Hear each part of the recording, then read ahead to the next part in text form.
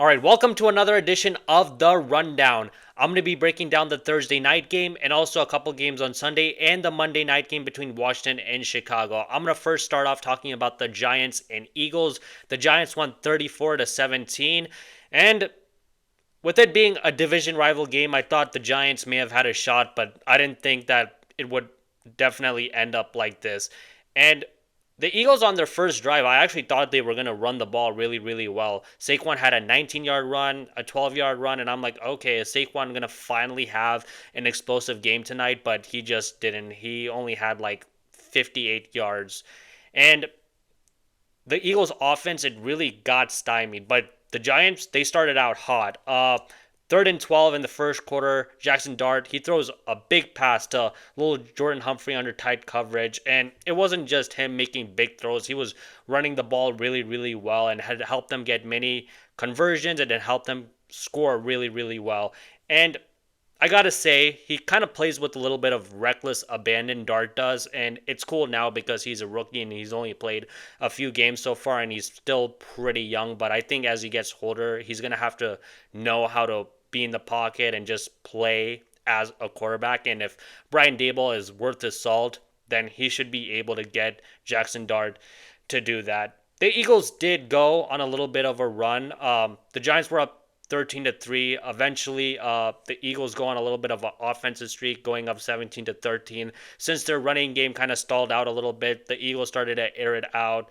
And I'm thinking, okay, this may be a game. But Dart comes back, he gets a touchdown. The Giants go up 20-17 at the half, and at that point, I was thinking, ooh, this may be bad for the Eagles because in all these games, other than the second half against the Rams, the Eagles' offense in the second half, it just really seems to stall. And it definitely stalled because in the second half, they didn't score whatsoever. And the Eagles definitely had their opportunities to score.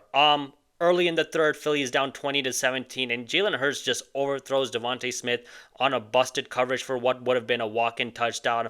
They had to punt, and the Giants go down and get a touchdown, and now they're down 27-17, and that's just a big swing because the Eagles would have been up 24-20, and in football and in many other sports, momentum is a real thing, and that one play just shifted the momentum entirely.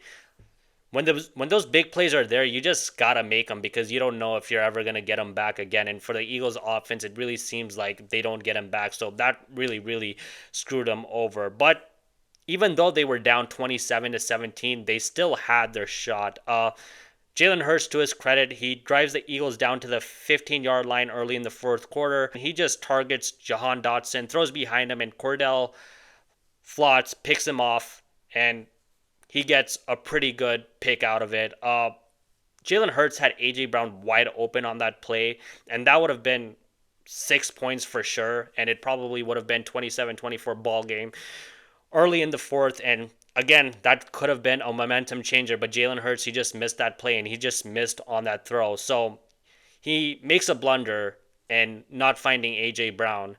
And then he makes an even bigger blunder by throwing that pick. And the Giants come down, get a touchdown, and they go up 34-17. And that practically did it for that entire game. And I'm going to point out the negatives about the Eagles, but I just really want to give the Giants their credit. Of course, there was no Malik Neighbors. There was no Darius Slayton. They also missed a couple of all linemen, and the Giants still balled out. And they were at such a talent deficit, and the Giants just flat out toughed the Eagles. And they were really, really clutch. They were 11 of 16 on third downs, and Cam Scatabo was a huge part of that. And it's kind of interesting. He plays running back like how Dart plays quarterback, just with a reckless abandon, and he's going to test your football toughness. And he definitely tested the Eagles' defensive line toughness, and he just ran all over them. And he's like, what, 5'8", 5'9", so for him to just out tough the Eagles' defensive line is impressive. And I know the Eagles also had their fair shares of injuries also, especially on the defensive line with no Jalen Carter, no Nolan Smith. Quinion Mitchell, he went out. Landon Dickerson, he didn't play either. And, that isn't easy, but I honestly just don't care because even in spite of all those missing players, the Eagles still had more talent than the Giants, and that's just been a constant theme throughout the season. The Eagles having way more talent than the other team, or at least a significantly more talent than the other team. And for some reason, they just can't get it done. I mean, I know they're 4-2 and it's not the end of the world, and I know it's crazy for me to say that even though they have 4 wins on the season at this point that they're not getting it done, but I don't know, just the offense just doesn't look as good, and the defense at times hasn't looked at good, and the offense, to their credit, has given them big leads. It's just the defense has given up some big leads, like that lead in the fourth quarter to the Broncos where the Eagles were up 17-3, but the defense just blew it. So defense and offense, just nothing seems to be going well together for this season, and I don't know why. And this is giving me a couple years ago vibes where they had Brian Johnson as the OC. They had that Indian guy as that defensive coordinator. Sean Desai, I believe, is his name. Uh, and that didn't work out, and they started out really really hot. I think they were like 10-2, and then they just had a free fall at that point. And I don't know, it's giving me the same vibes where like they're winning these games, but it just does not really look as good. And I'm definitely not a fan of Kevin Patullo. I just don't think his offense is as creative, but I can't just pin all the blame on him. Jalen Hurts hasn't looked as good, and he, like I said before, he missed that big throw to Devontae Smith, and he missed A.J. Brown on that touchdown pass, and he threw that pick. So he isn't playing the quarterback position as well either. And I've always known that Jalen Hurts is limited as a passer to a degree, but I always thought that his passing would be good enough, and with his legs and his athleticism, that would carry him over and he could still be one of those great guys, but he just hasn't been that good this year for sure. And it's weird because when Shane Steichen was his offensive coordinator, he was an all pro level player. He was throwing the ball at a decent rate, but ever since Steichen has left, his passing game has just fell off a cliff. And offensive coordinators definitely make a huge difference. I mean, look at Kyle Shanahan with Matt Ryan. Matt Ryan was lighting the league on fire, MVP, make it to the Super Bowl. But after that, Matt Ryan wasn't able to come up with that same success whatsoever. But even despite Hurts not having, great offensive coordinators, he should still be able to produce more than what he has, but he just hasn't been able to. And it just seems like his passing game has stalled ever since that 2022 season where they made the Super Bowl. And I wonder if you fire Nick Sirianni. I really wonder if Jalen Hurts would be better just having a head coach who can call the plays, because Jalen Hurts has had different OCs each year, just dating back to his college years. And I think it would be much better if you can just get an offensive coach who can just call plays, and so that Jalen Hurts doesn't have to learn a different playbook every single year. I imagine as a quarterback, that's got to be annoying as hell.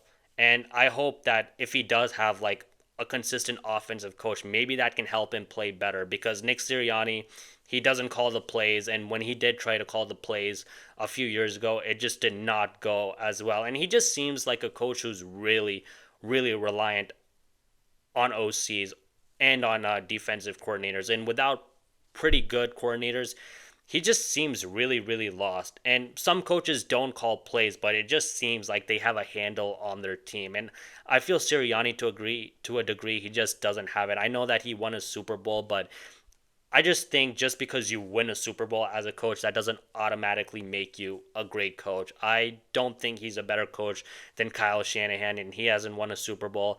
I don't think he's a better coach than Dan Campbell, and he hasn't won a Super Bowl. And Dan Campbell is actually one of those guys who doesn't call plays. Neither does John Harbaugh on either side of the ball. I don't think Mike Tomlin calls defensive plays. So there are coaches who are more CEO types, but again, they just seem to know how to handle their team. And Nick Sirianni, it just seems like he's completely lost without them. So I don't know. They're probably not going to fire him this year.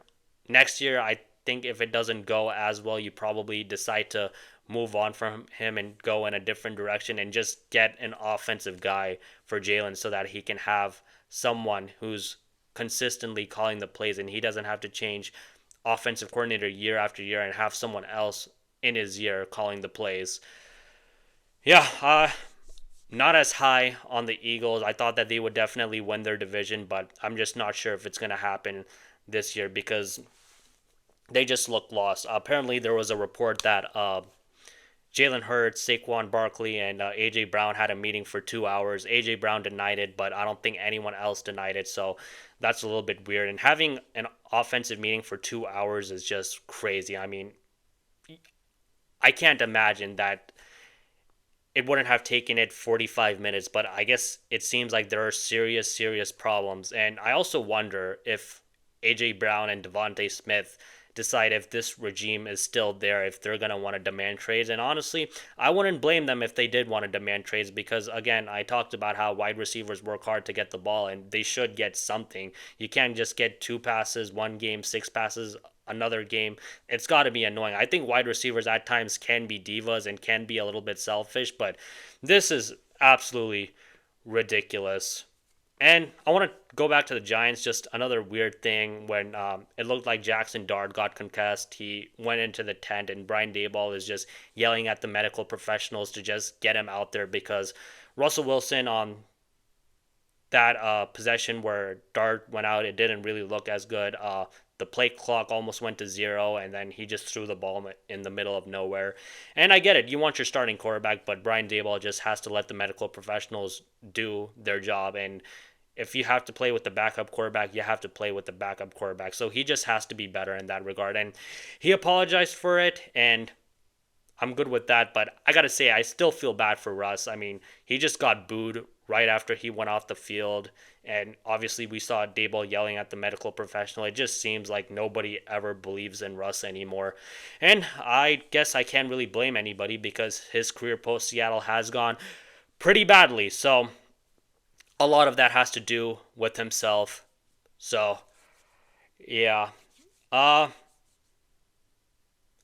the Eagles play Minnesota next week. That's going to be a tough game, especially under that Brian Flores defense. They got to bounce back. If they don't bounce back that game and if they can't get anything going, I'm going to have a tough time believing they can do anything moving forward. Now I want to move on. I want to talk about Bengals and Packers. And the Bengals, they got a big acquisition. Joe Flacco was traded to the Bengals. And considering the circumstances, I think this was the best that the Bengals could do. I'm sure that Joe Flacco is going to get more out of Jamar Chase and T. Higgins because Jake Browning was absolutely awful. He had so many turnovers in the games he's played. He's had like 6 touchdowns and 8 interceptions so far, and you just can't play quarterback that way and expect to have any type of success whatsoever. If you are going to throw a bunch of interceptions, you got to throw a bunch of touchdowns like Brett Favre did or Baker Mayfield did last year, because if you're going to be so turnover prone, you have to be explosive offensively and generate a lot of points in order for it to balance out. But Jake Browning obviously wasn't able to do that. So I'm sure that under Joe Flacco, the offense will look a little bit better, or probably a lot bit better, because you really can't do any worse than Jake Browning.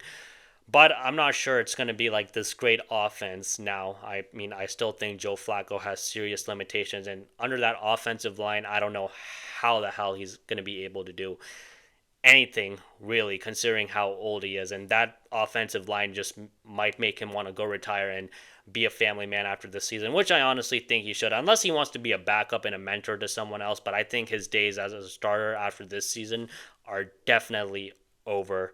The Packers, on the other hand, they're coming off a bye week, and this is it for them to turn their season around a little bit. I'm not saying that they're in any danger of missing the playoffs or whatsoever, but they've just had a bad couple of weeks, losing to the Browns, albeit who have a good defense, and just tying with the Cowboys. And that is without CeeDee Lamb. Christian Watson is out. Rasheed Walker, the left tackle, is questionable. Aaron Banks, left guard, and Zach Tom, right tackle, are questionable. But both have returned for practice, so hopefully, fingers crossed, they can play. But again, for the Packers, it's time to put up or shut up, because lots of teams have injuries. And heck, Dallas had injuries. Again, I pointed out how CeeDee Lamb wasn't there. They traded away their best player. Their defense has been trash, but they're still winning and they're still competitive for the most part. So Green Bay, I'm not going to really take the injury excuse. They just got to play better. And Matt LaFleur has shown that his teams, whether injured or not, can play very, very well. But it just seems like these past couple of weeks have gone wrong. I don't know if it's just a slump or this is just an ongoing trend. I hope not. I think that Green Bay is still a very, very good team. I think this is the game they go back to being great offensively and being great defensively. Dallas, they had so many busted coverages, and that was Dak Prescott, who's a pretty damn good quarterback and who's playing at an MVP level. But an old Joe Flacco, he just can't be lighting you up. And if Joe Flacco lights you up and you are having trouble dealing with him, albeit with great receivers like Jamar Chase and T. Higgins, I don't know what to tell you. And this season may not go as well for the Packers, even if they do somehow win this game. They can't win this game where it's like back and forth until the fourth quarter and they somehow pull it out. I know a win is a win, but I mean, it's got to be somewhat convincing. They should win by at least like 7-10 points at the very least. I'm predicting that it's going to be a blowout. I think Joe Flacco coming in midweek, just trying to learn a new playbook, I think that's going to give him a little bit of trouble, especially against a guy like Matt LaFleur, who's a very good coach. I think Green Bay is going to win this one 27-10. Now I want to talk about the other side of things for the Cleveland Browns. With them trading away Flacco, it's very obvious that they believe in Dillon Gabriel and his potential enough to give him a shot for the rest of the season. And now the Browns have announced that Shedeur Sanders is the number 2 quarterback. But for Dillon Gabriel, I just hope that he plays well. And if he does play well, the Shedeur noise can die down and Dillon Gabriel doesn't have to play looking behind his back all the time with people wondering about whether or not Shedeur is going to get a shot or not. If he continues to winning is going to be hard, but if he just plays well enough, I don't think a lot of people are going to be clamoring for Shedeur. But he has to get some wins. Even though I don't care about wins or losses too much, he has to get at least a couple of wins, especially with the defense as good as the Cleveland Browns are, and he just has to take advantage of that. And they face a good Steelers team this week. It doesn't look like Jalen Ramsey and Calvin Austin are going to play. Those are some big losses for sure because the Steelers offense just doesn't have many other threats, and it was even debatable about whether or not Calvin Austin was a quality receiver or not.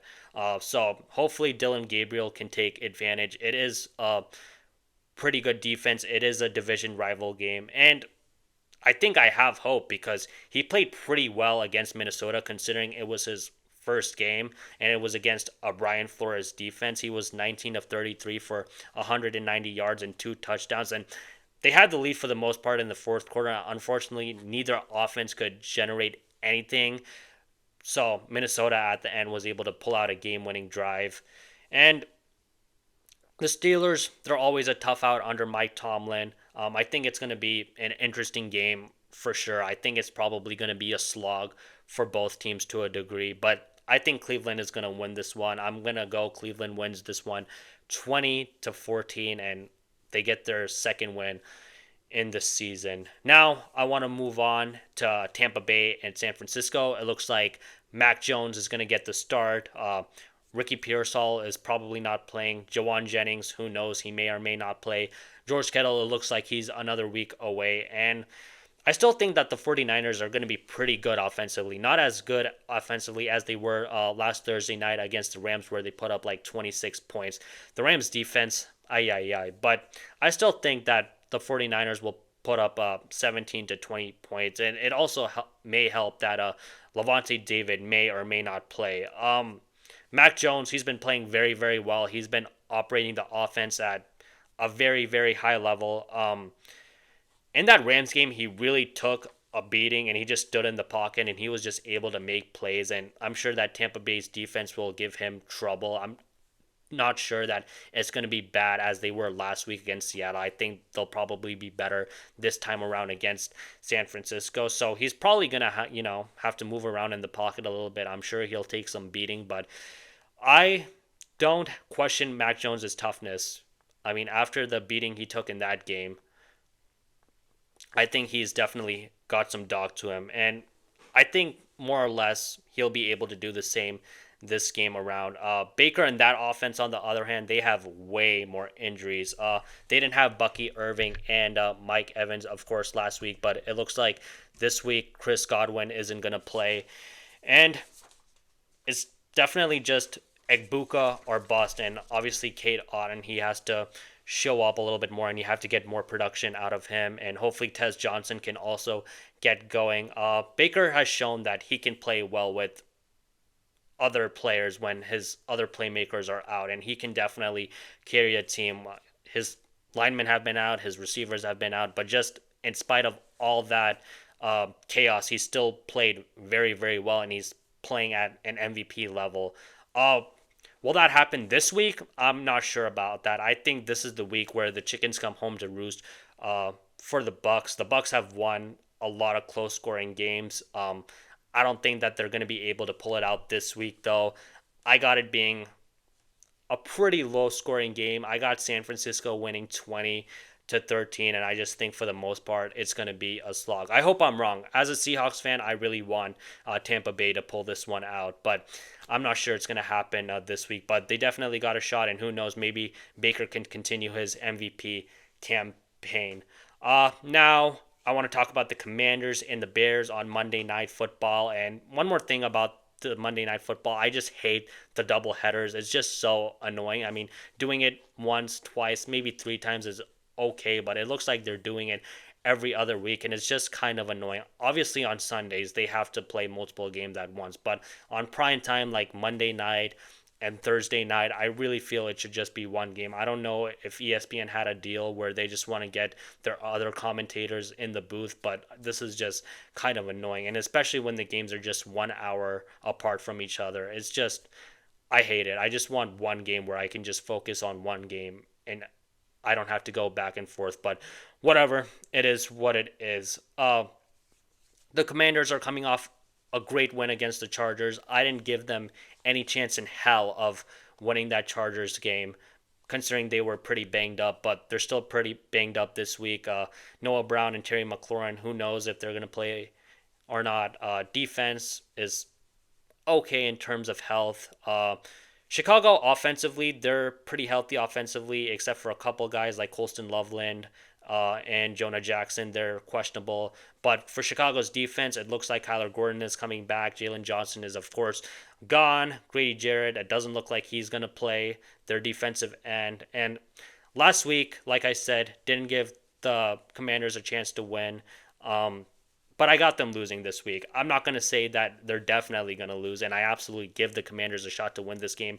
I just got them losing this week. I think Chicago's defense, even though it is a little bit banged up, I still think that they'll be able to give the Chargers offense more problems than what the Chargers defense was able to do. And it just looks like the Chargers defense, I don't know, it's just going a little bit downhill these past couple weeks. Hopefully they can turn it around, and maybe this is just a blip, but I don't know. It looks like something is wrong, but I think Chicago's defense is going to perform better, and they'll be able to stifle Washington's offense and just take advantage of the injuries that they do have. I don't know if Washington's offense is going to have as many big plays as they did against the Chargers.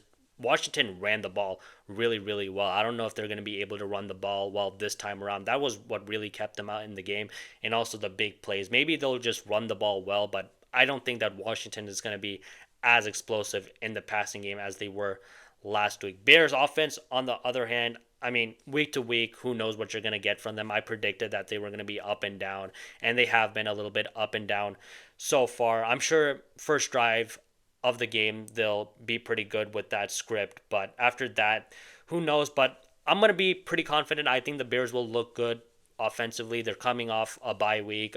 Ben Johnson is a psychopath, and I just think that him and Caleb will be able to come up with a game plan to just take advantage of Washington's defense and with the weapons Chicago has with the DJ Moore and all their other receivers. I'm sure that they'll be much, much better. So again, I got Chicago winning this one. I think it's going to be a little bit of a back and forth game. I got Chicago winning 24-17, and I think the Bears pull it out with the game-winning drive potentially, and I think this is a game that is going to look good for Caleb Williams, and it's going to be one of his hallmark games in his first season with Ben Johnson. And yeah, that's about all I have for you guys I will be back Monday to break down the games on Sunday and talk about other storylines going around. And yeah, thank you for watching. Please like and subscribe.